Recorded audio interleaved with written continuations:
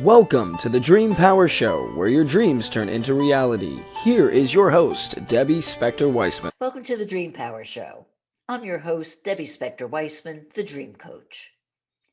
Where are your dreams taking you? Are they giving you back the confidence you were born with? Are they giving you insights on how to solve today's problems, spark your creative juices, offering messages from loved ones, taking you to realms you've never before imagined? I sure hope so. I mean, I've been on my soapbox, both here and in books, talking about the one dream that changed my life. A simple dream I might have tossed off as insignificant if I hadn't at the time been learning on how important our dreams can be for us. This is a message that's also been carried by dream expert and teacher Justina Lasley. Justina credits her dreams for changing her life path, and she's never looked back. She's the founder and director of the Institute for Dream Studies and the author of the books Wake Up to Your Dreams and Honoring the Dream. Welcome to the Dream Power Show, Justina. Thank you, Debbie. I'm really excited to be here. I love talking about dreams with you. Oh, that's wonderful because I do too. So I'm going to ask you, Justina, where are your dreams taking you today? Wow, they have been so important in my dealing with everything that's gone on the past year. I don't know how people are surviving that are not paying attention to their dreams, because mine have been so supportive and encouraging, sometimes very frightening, but helping me realize how emotionally involved I was when I was trying to stay away from that fear and dread. And so I think so much of my dreaming mind now is just in a survival kind of encouraging. There's still life and good life here ahead. Mm. Well, I tell you, my dreams certainly changed over the past year as well. And the one thing, if there is one thing I think I got from my dreams, it was really drilling in a feeling of gratitude Mm. that, I have. Uh, just being able to get through each day by just looking at everything I have to be thankful for. And I credit my dreams for like pushing me to say, yeah, pay attention to that. Yes, something happened to me recently with my dreams, and working on one, I realized there was a real trust issue going on in the dream. And I really worked with that. And in journaling about that dream, I realized one small twist and component of dealing with these challenges in the past year was trust. And just that one little shift changed my outlook so much. I felt better. I was just not as anxious, and I would have said I was trusting, but there was a difference in the dream that showed me that I wasn't fully trusting that things would be okay. Mm. Do you mind telling us the details of the dream itself and how you came to that understanding? Well, I won't go through all the details of the dream, but it was an interesting thing. I actually went into somebody's home that I didn't know. I really didn't know why I was going there. And it was an interesting view when I opened the door, because I saw a rat in the toilet. And I was like, whoa, I better get that out of here. But then it changed to an owl. And then, as I opened the door to let the owl fly out, it turned into a dog, and the dog escaped. And so it was all about this trusting of the dog never being out, and then people not trusting me, because what was I doing in this house anyway? And no one being willing to help me find the dog and get it back. And so trust just kept coming up. The neighbors were not trusting me. The homeowner was not trusting me. And so I started looking at that word, because it's just, if in a dream something continually comes up, or a theme, then I try to pay attention. And how does that, you know, aspect of the dream involve me in my life. And what I like to do is start journaling. So I just started writing, what is trust? What am I not trusting? How am I not being trusted? And all of these questions. And as I write, then it started evolving. And I was like, aha. I was like, I need to trust more that things will, and trust myself and trust others that we will get through this Mm, well and okay. right. Well, it seems like trust is a lesson that you learned from your dreams. How can we take lessons we've learned from our dreams last year and carry them into meaning for this year? Oh, wow. It's so important how our dreams are encouraging us. And here we are, at the first of the year, and we do have to we can look backwards and learn our lessons and look forward to meet our goals. So, the main thing that I do is to just take time to think about what my goals are for the year ahead, and then look back at my dreams from the past year and just skim over them and see what the themes are. I like to see recurring themes of the dreams. And I think that's if my dreams are coming back again and again to give me a particular theme, even though the dreams are different, I pay attention. What's going on here? What's going on in my life? I think it's so important for everyone to realize that our dreams are about us as individuals. And we do have that collective aspect of the dream, and we're all dreaming for the world and for the qualities that we want in the world. But individually, if we look at our personal dreams, our nighttime dreams, and see how am I being represented in that dream. And as you know, Debbie, I'm all about looking at three aspects of dreams, trying to simplify this interpretation of dreams. So I look at the characters, I look at the emotions and the beliefs. And all the other things of the dream are important, but I realize that people aren't willing to spend the time to look at every aspect of the dream. So in the characters, when you ask, how can I learn and move forward in the year ahead? I look at these characters as aspects of myself. And just this past week, I have a dream group that I'm involved in and share my dreams. A shadow aspect of the dream came up that I found very interesting, an aspect that I would have totally said was not about me, that I would never act like that or do that.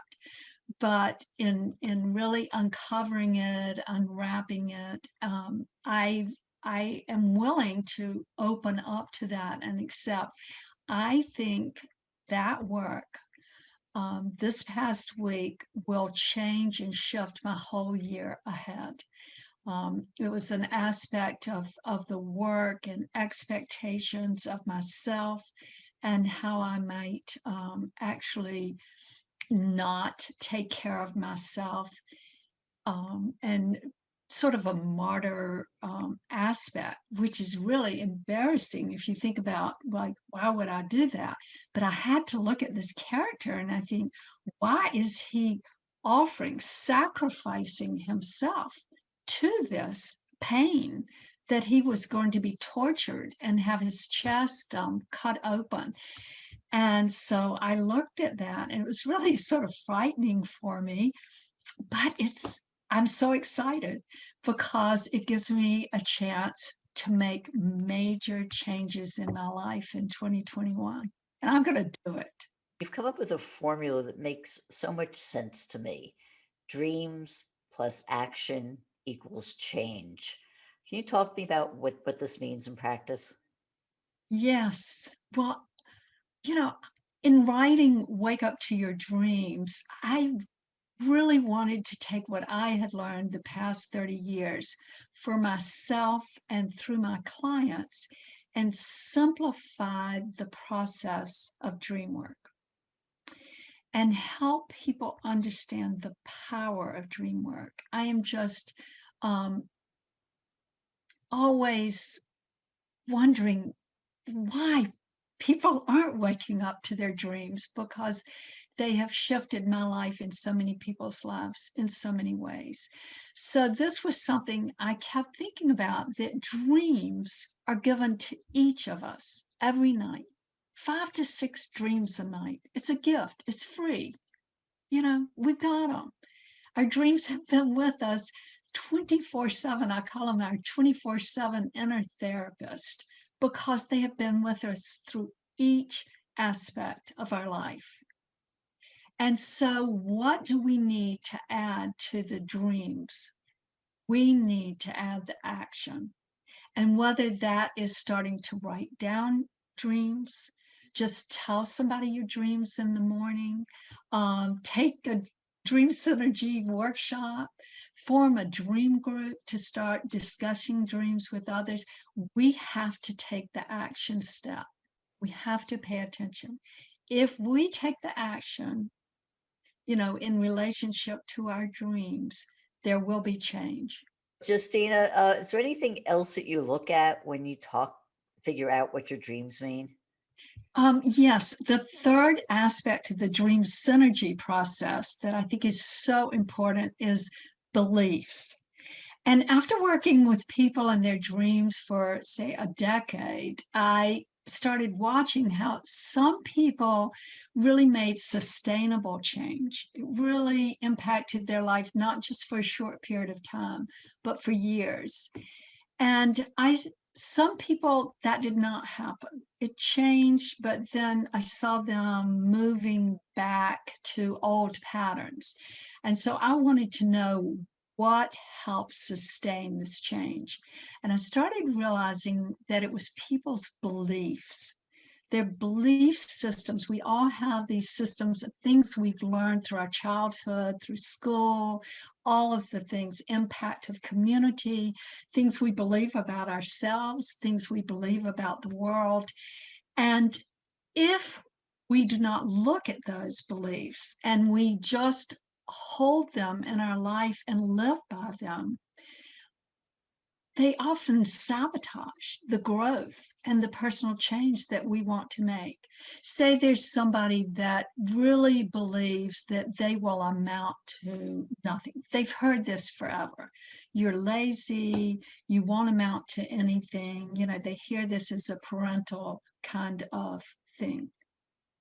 And it does not matter how much they strive to make changes in their life.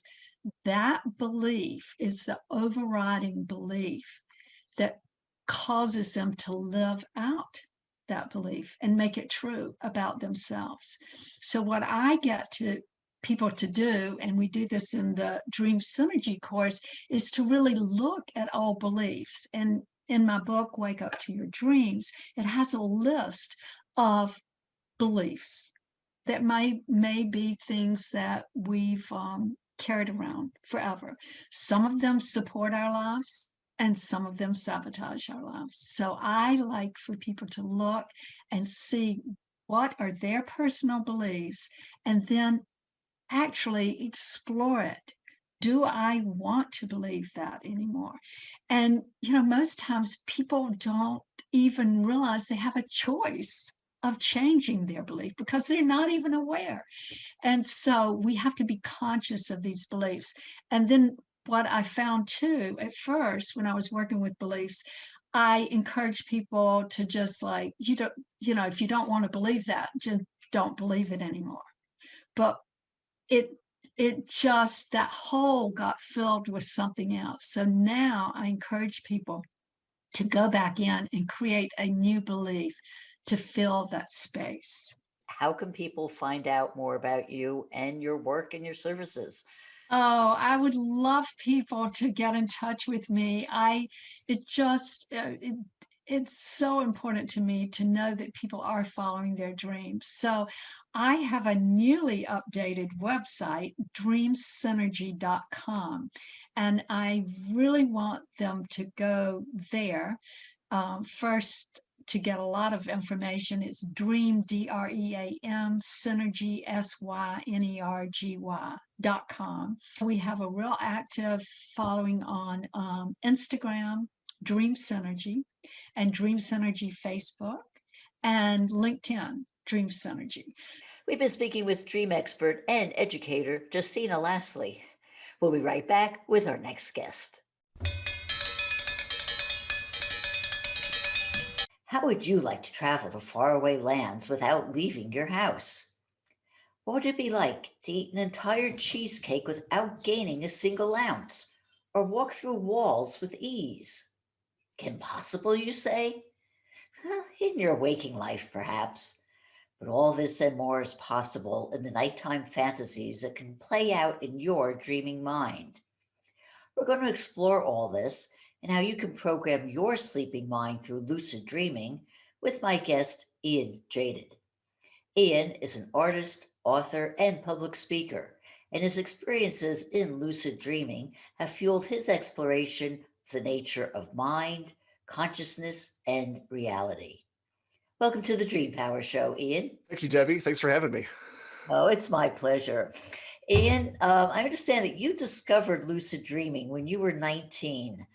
Did you know it was happening at the time, and how'd you react to it?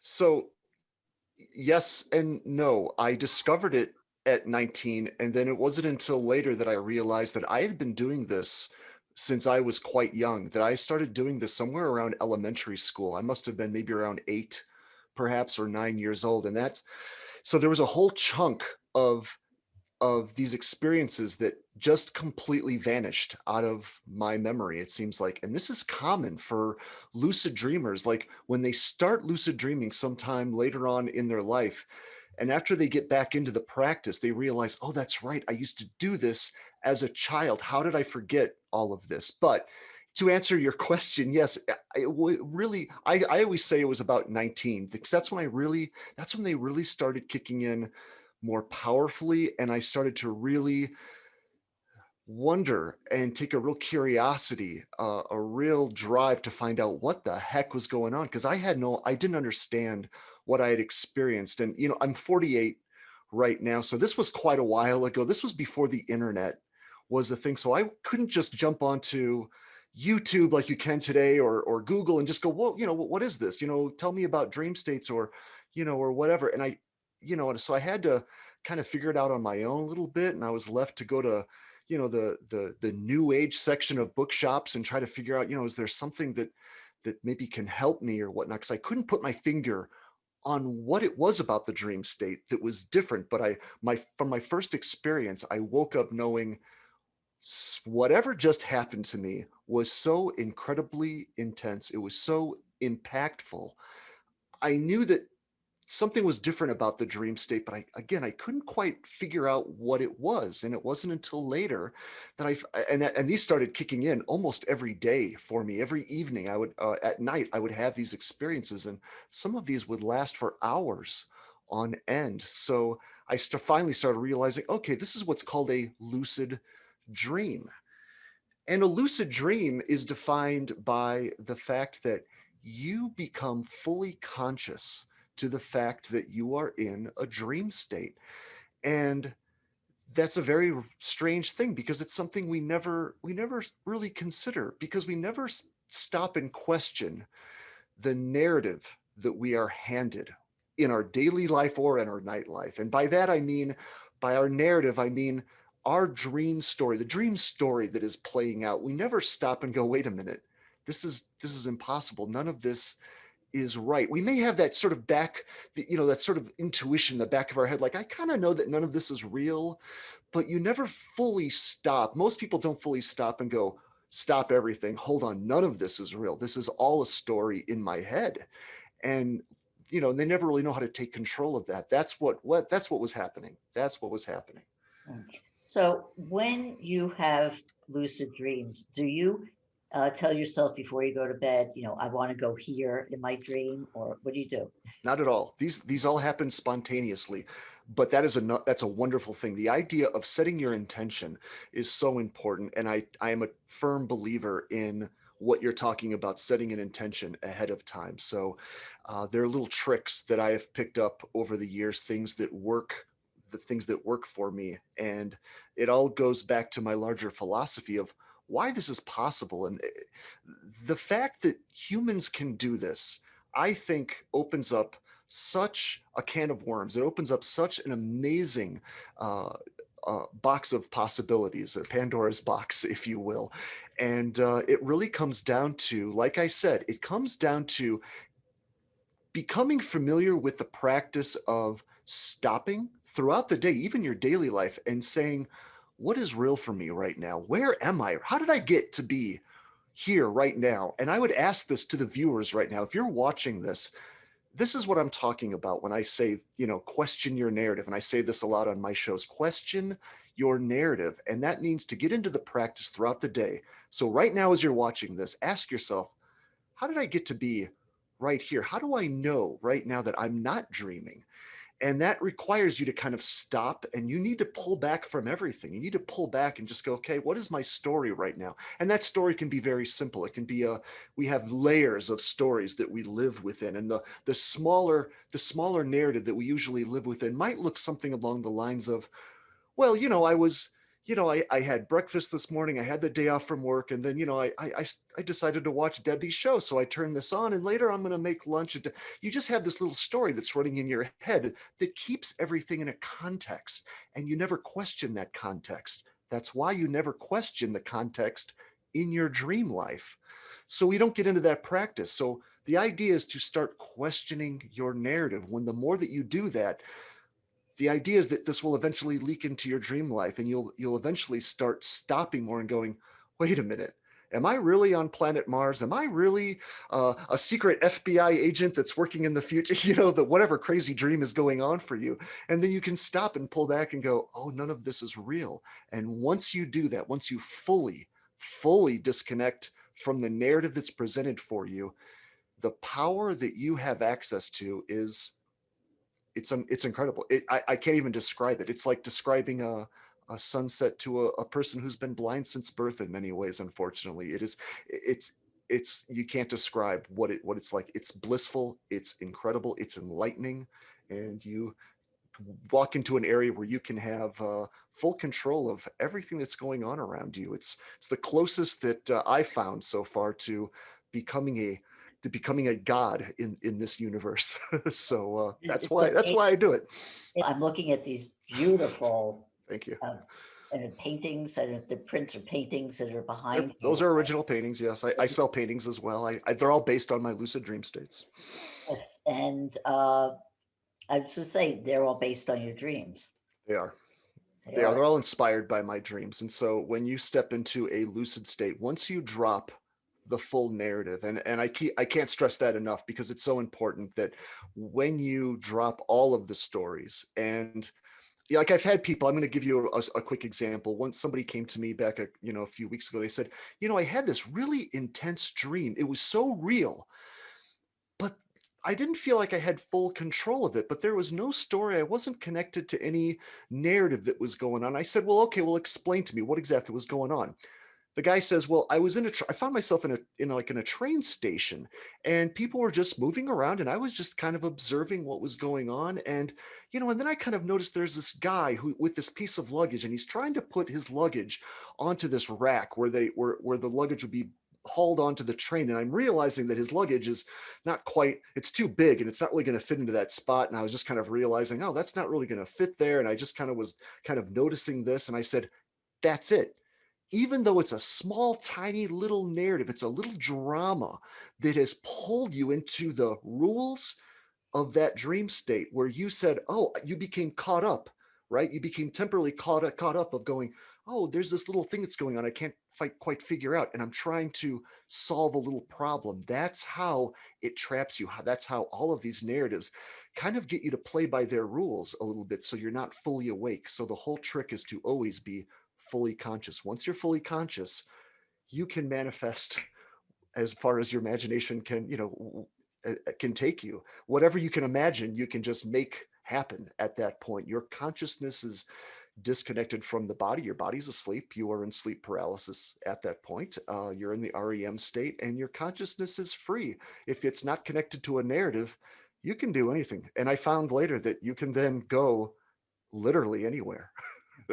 Well, Ian, one of the things that I often have trouble with, I know a lot of people have trouble with, is remembering their dreams. So, how Yep. do you remember all of these intense experiences? So that's not an issue with lucid dreaming, is what I would tell you. If you become lucid, I would almost guarantee that you're going to remember them. If in the rare cases, I have heard a couple of people claim that they have been having lucid dreams and they can't somehow quite remember them. And all I can tell you is that your mind is still slightly being put to sleep by some narrative in that state. That's the real trick. So it's not about remembering your dream as much as it is training yourself to deal with the narrative. And this is what I truly recommend throughout the day. And you can do this perhaps if you really want to get into this practice. Do this, set an alarm, and do this maybe once every couple hours. Have a bell go off, have your phone go off, something like that. And every couple of hours, this is what you do. You lift your hand up in front of your face and you stare at it. You hold your gaze to your hand and you ask that same question that I've been talking about. What is my story right now? How did I get to be right here? What brought me to this circumstance, this place right here where I'm at right now? How did I get here? Who am I? What is my story? And you just hold your attention to your hand. And that's going to have, first of all, it's going to start helping you to really start questioning all of the drama that's going on with you internally, in your internal dialogue throughout the day. So this has huge benefits for you psychologically. I can't even begin to talk about all the benefits this has for you psychologically, to be able to disconnect from your internal narrative whenever you choose to. But hopefully this will eventually leak into your dream state, so that even if you start suspecting, like, you know what, something's weird here, something's odd here, I don't think that something's going on in my environment that doesn't quite make sense, hopefully you're going to get into the habit of lifting your hand up in front of your face like you've been practicing. Here's the trick. When you do that in your dream state, there is a universal quality for us humans, and there's a reason for this that we can go into, but there's a universal quality that whatever you hold your attention to for too long in a dream state, that object will shapeshift in some manner. So when we step into a dream world, we need to realign ourselves, we need to refocus ourselves. So you'll find that whatever you hold your attention to, it will shapeshift. I say use your hand because there's another weird thing, that your hands are always there in your dream state, because your hands are our main, these are our main tools that we use to manipulate our world. I mean, everything that we do is with our hands. We are using our hands constantly. So this would work for anyone who's using any other kind of instruments to manipulate their daily world. How can people find out more about you and your work? So it depends on how you like your information handed to you. I'm trying to hand this information out in every way that I can. My first book was Tripping the Field, which we'll probably add a link to, I suppose. And that was it's a sci-fi occult adventure novel where I took all of these ideas and I put it into a fictional novel that's just this adventure, that's just wild, wacky adventure that spans the globe. So if you like fiction, go pick that up. It's a fun ride, but it also teaches you, the book teaches you along the way how these principles of consciousness work.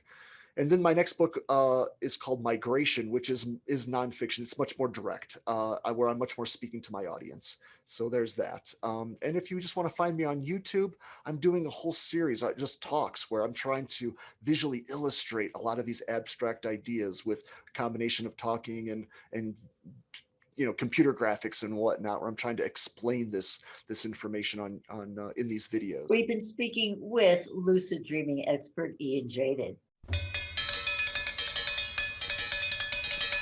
I'm going to let you in on something.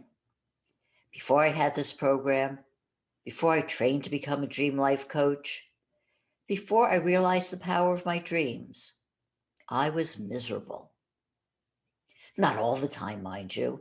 I mean, I did have good things going on in my life, I let myself be overwhelmed by the things that weren't working. I used to beat myself up all the time for things I did wrong, no matter how trivial they were. I even beat myself up for things that I didn't do, blaming myself for things that happened to me or my family or my business that in reality had nothing to do with me. What turned this around for me was the understanding that I was living my life based on the stories I told myself, that I didn't deserve to be happy, that I was never good enough, even that I was invisible. When I realized that these were stories and not facts, I started on the road to self awareness and self love that I'm still on today. Believe me, I'm not the only one who's had to deal with emotional pain and lack of self esteem. Fortunately, there are people with solutions out there, and my guest, Lorna Stell, is one of them. Lorna is an intuitive healing guide who helps her clients break free from self loathing and transform their sense of self. Welcome to the Dream Power Show, Lorna. Hey. Lorna, we all know the proverbial saying, you are what you eat. Would you also agree that we are what we think? Yeah, I would definitely agree with that. Yeah, in my experience, I mean, and really too, what you think becomes your beliefs. Beliefs are just thoughts you think over and over. And so I find those really affect the health of the body and really all layers of us too. Mm. Well, Lorna, you call yourself an intuitive healing guide. What exactly does that mean? Yeah, so the basis of that comes from my belief that we all have the power to heal ourselves. And so, um, granted, there are tons of amazing healers out in the world, and their work is absolutely really essential in our, in our world on planet Earth. But there are these like self-healing powers that a lot of us have, and many of us don't really believe we have that capability and don't know how to tap into it. So yeah, so my work as a intuitive healing guide is basically to help people tap into their own intuition or their own divine knowing so that they can learn how to heal themselves. So I'm guiding people through that process. Right. What sorts of problems can be helped by this? At a certain point in my life, I had a whole list of chronic symptoms I was dealing with and diagnoses.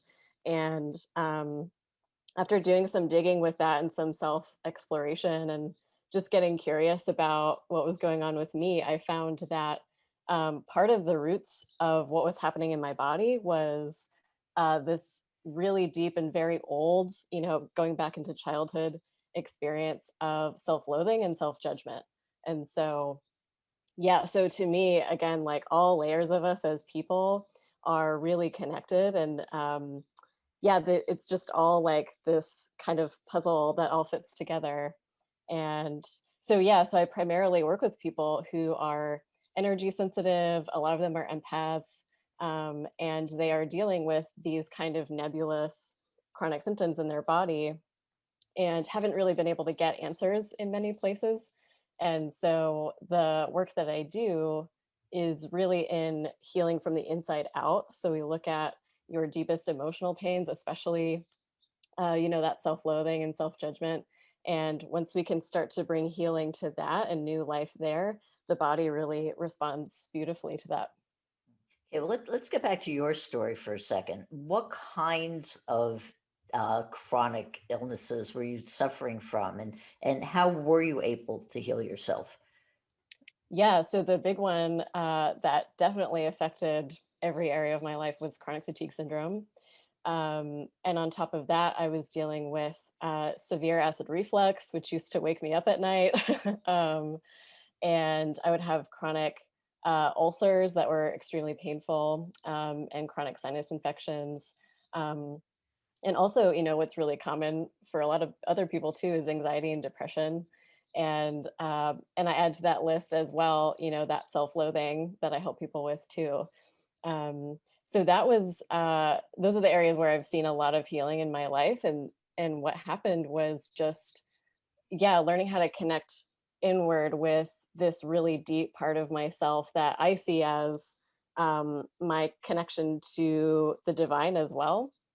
So that intuitive connection really helped me to see the truth of who I am, which is, what's true for all of us, which is, we're love, basically. We're love in like physical form. And so being able to see through, as you kind of alluded to, the stories we tell about ourselves, like I'm not good enough. And I used to say that I'm a waste of space. So taking those stories and bringing healing to them really allowed my body to just free up all of this energy that I was kind of like damming back behind these stories that really weren't even true about myself. Mm. Well, I'm just curious because you talk about things like acid reflux or chronic fatigue syndrome. That are things that if most people have them, they call up their doctor and go through that whole process. Is there a room for medicine, as we call medicine, in this, or do you think that all illnesses are just self-induced? Oh, sure. Yeah, so I think the unique thing within my work is I will never tell someone to not see their doctor. Yeah, I'm not here to say that, all those years of medical training that they go through are not worth anything. They definitely are. Um, and this is kind of just how I see us as beings and us within our bodies, as everything is connected. So your physical health, your beliefs and thoughts, your emotions, your memories, your ancestral heritage, it's all connected. So the interesting thing about Western medicine is they know the body so well in many ways, but they can't talk to you about how you're feeling or, a really difficult memory you have from childhood. And so sometimes what the body really needs is a combination of things to help it heal, but um, I, within my experience of my chronic symptoms, I started coming to this work because I wasn't really getting that much help from doctors. Like, and I've had amazing doctors that I love, but they couldn't really, like, they ran out of answers for me essentially. So I had to do my own exploration. Hmm. Okay, you talked about self-loathing, and that was a big factor in my own life. Is when I came to realize that I actually didn't love myself, that was a great awakening. And I didn't have physical illnesses, but it was more of mental stress and bouts of depression and just feeling feeling bad as opposed to being physically ill. That was at the root of my situation. But would you say that self-loathing was like the main cause of chronic illness? Um, so I would say it's a part of the root cause for me in particular. So the interesting thing about my work is it comes from uh, this basic tenet that if I'm experiencing this, I must not be the only one.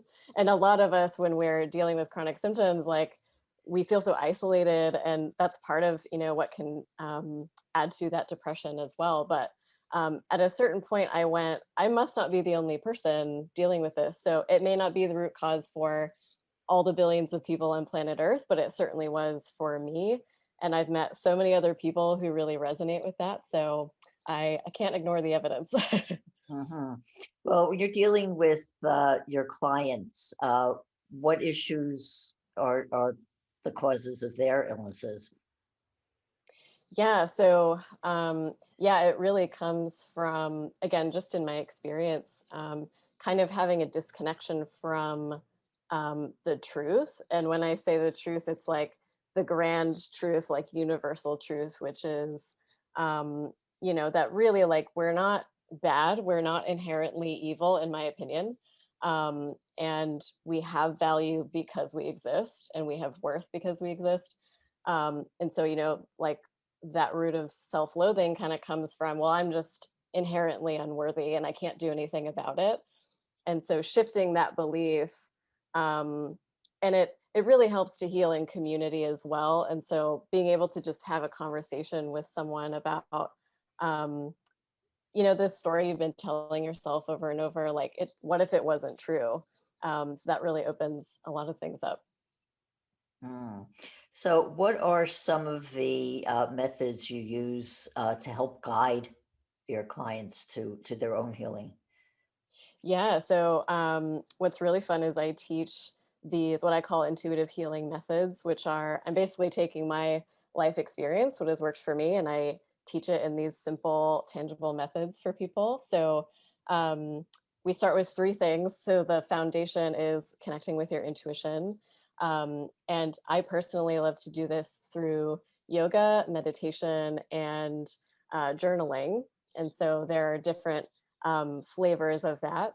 And then healing method number two is being with animals, particularly for me, being with cats, because they're my soul animal. And number three is creative expression. And so for me, again, in particular, that is singing. So for other people, it could be dancing, drawing, painting, doing cartwheels. But yeah, it's part of the root of this is kind of connecting with that inner child part of us, and bringing in a lot of fresh energy and creative energy. How difficult is it to really stay focused in the present? Because it seems like your minds are racing all the time, and we're either thinking about the things we haven't done, or regrets about things we haven't done, or worrying about what's going to happen in the future. How do we focus and stay on the present besides animals? Yeah. Yeah, well, you're right. It is a challenge. So I find connecting with intuition is a really big part of it. And for me, it's a daily practice. Like I'm always deepening this for myself as well. And so when I talk about the intuition too, it has its own voice, kind of like if you know the voice of your inner critic, you also have the voice of your intuition. And it is always in the present, it is always at peace, it's always unconditionally loving. And so once you start to feel that voice in your body and understand what it sounds like, you start to be able to connect with it really at any time. And so it's kind of a skill or a muscle a little bit that you can strengthen. And I find just incorporating that into my life has been a big part of it. Mhm.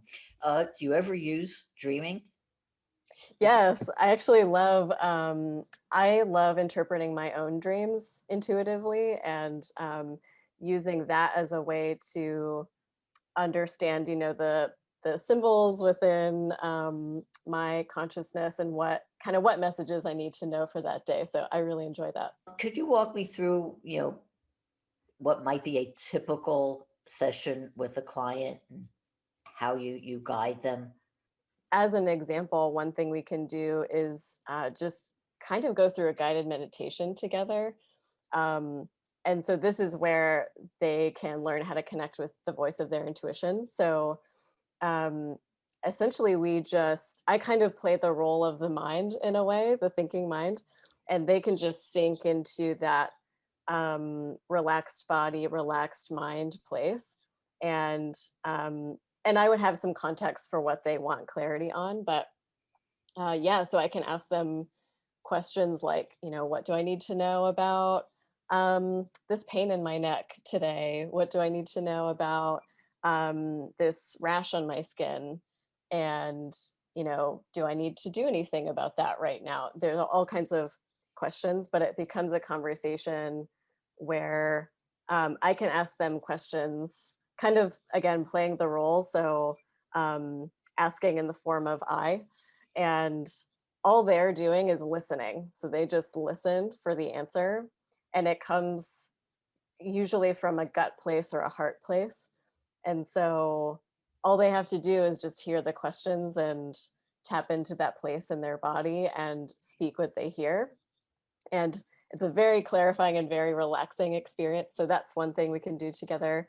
Um, and yeah, additionally, we can do almost like intuitive health coaching together. So there are times when we're just having conversations about, what's going on in your life and what are the challenges, and giving them little tools to work with that they can use daily throughout their life too. Just how can people find out more about you and your services? Yeah, so my website is lornastellintuitive.com. I am on Instagram at Lorna Stell, and on Facebook, you can join my Facebook group, which is called Intuitive Healing for Empaths and HSPs with Chronic Symptoms. We're a very lively group over there. We've been speaking with intuitive healing guide Lorna Stell. We'll be right back with our next guest. Well, 2020 is long gone, and I know a lot of us are happy to say good riddance to what had to be one of the most challenging years in our lifetimes.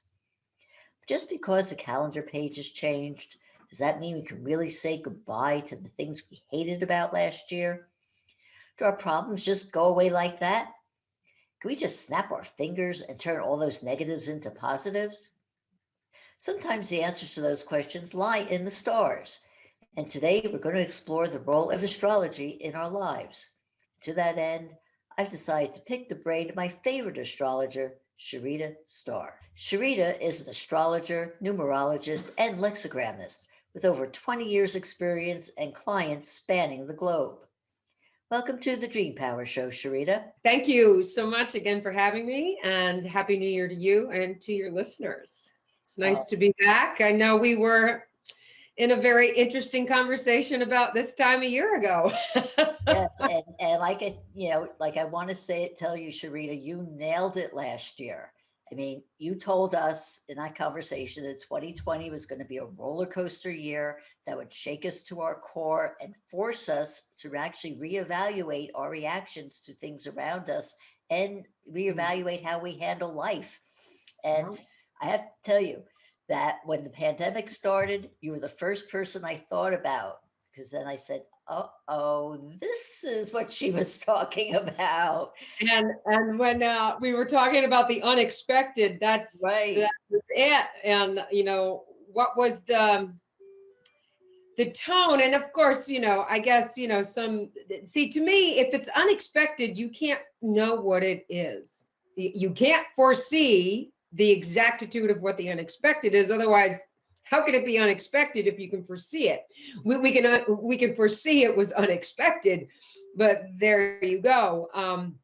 It was what was foreseen energetically is that everybody was going to simplify in 2020. There was no one. That is if they heeded the advice and simplified.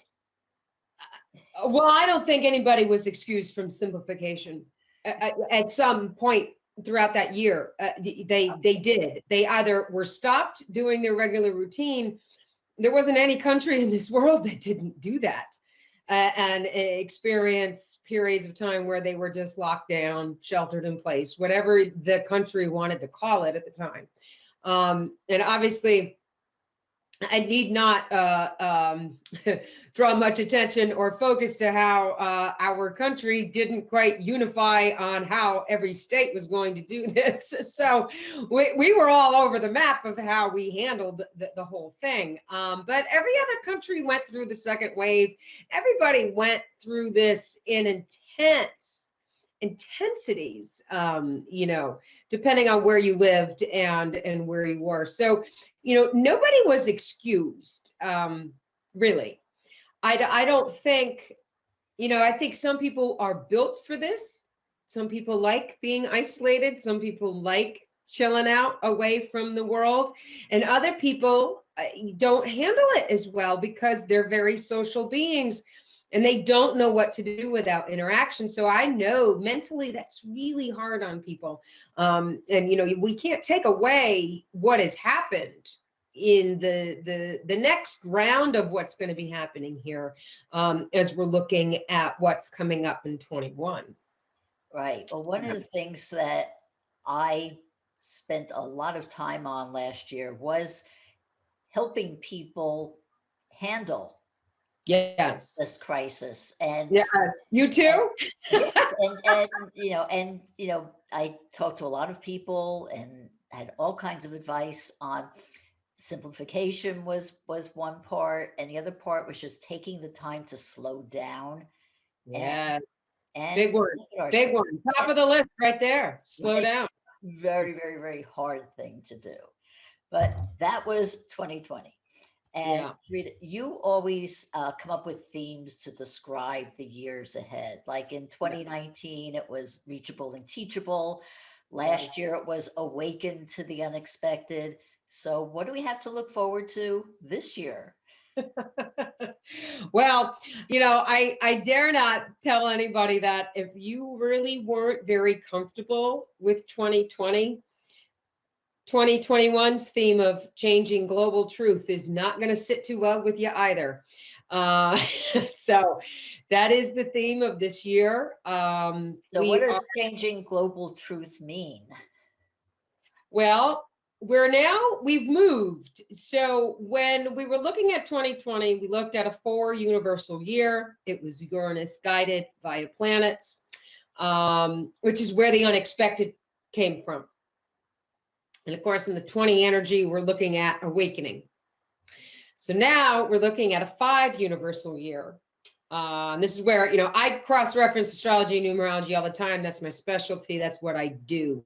So if you ever get a reading with me, that's how I look at your entire forecast or who you are as an individual. Is you're never, neither topic, neither divination tool is left out of that equation in analysis. So in 2021, we're looking at a 5 universal year. So now we're shifting, and not to say in Uranus has got a lot going on this year as far as changing what's going on in this world. But on the numerology side of the coin, looking at the 5 universal year, we're looking at Mercury. Now we've moved from an outer planet influence to an inner planet.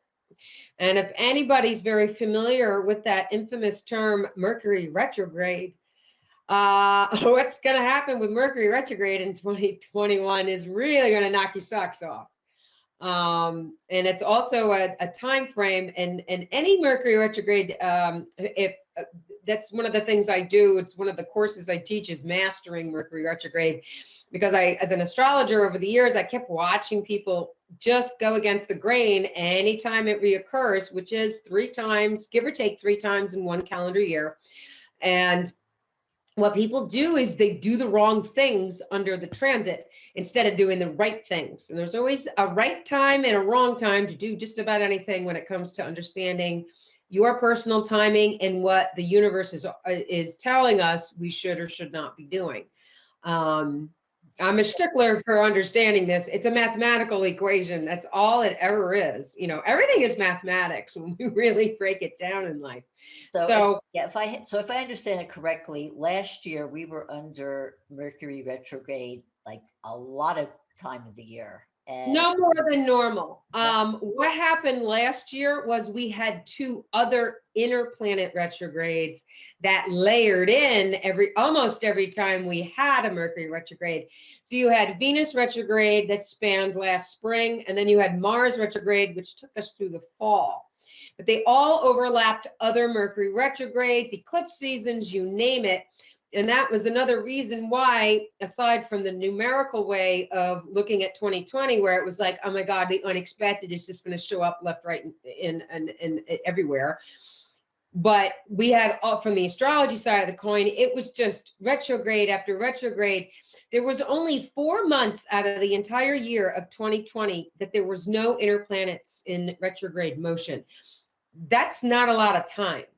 So I don't know about you, but aside from what the pandemic served as far as delays, setbacks, and just, hey, you're not going anywhere right now, most people's plans, and I had said this to majority of my clients who, I have people that come and ask me what's a good day to get married on, and what's a time to be doing this next year, and so on and so forth.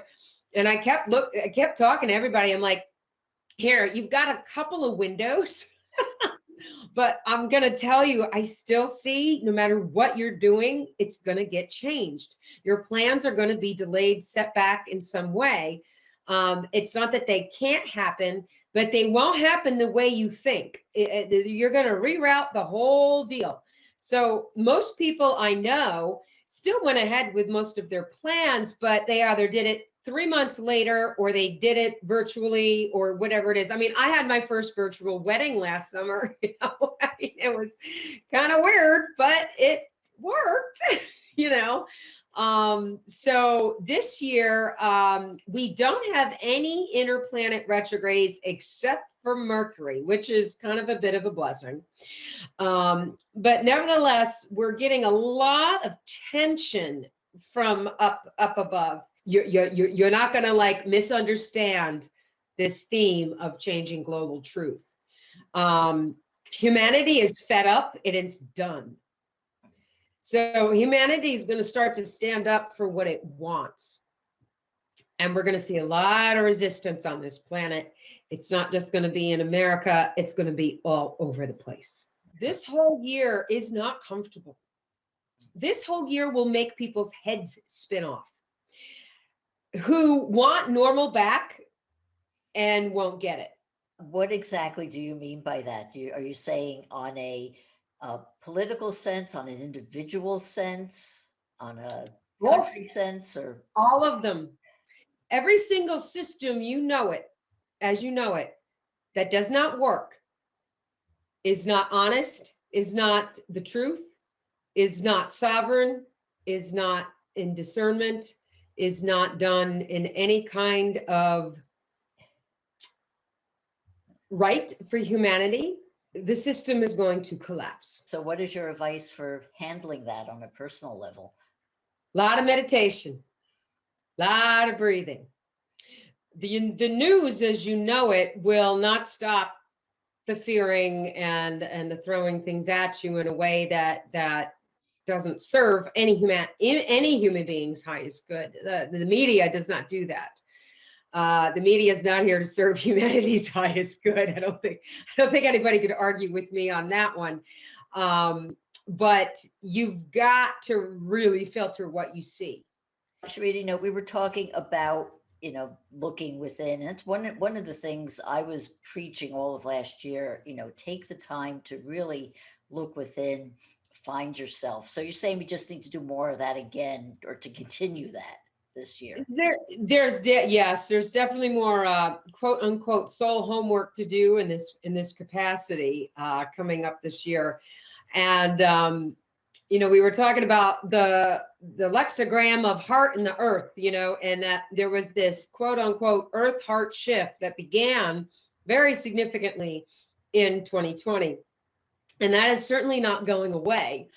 And I'm sure you heard about the infamous grand alignment between Saturn and Jupiter just on winter solstice last year, which was like 2 weeks ago. And this was in the sign of Aquarius, which is the sign of humanity.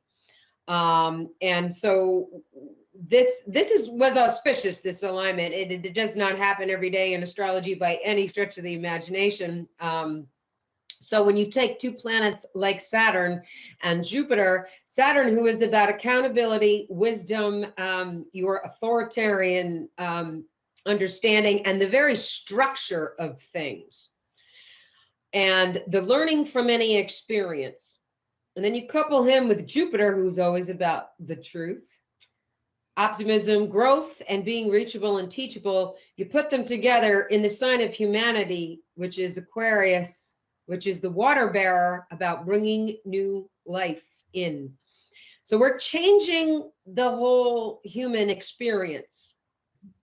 What we're doing a lot in 2021 is continuing that simplification, but enjoying what it means. We're getting more localized, supportive in our communities. Not thinking, oh my God, I'm going to be eating food from either across the country or eating food from across the globe. And not to say that those things won't still exist in some way, shape, or form, but the ability to do it is going to get a little different. Sharita, how can people find out more about you and your services? I am on the web, sharitastar.com.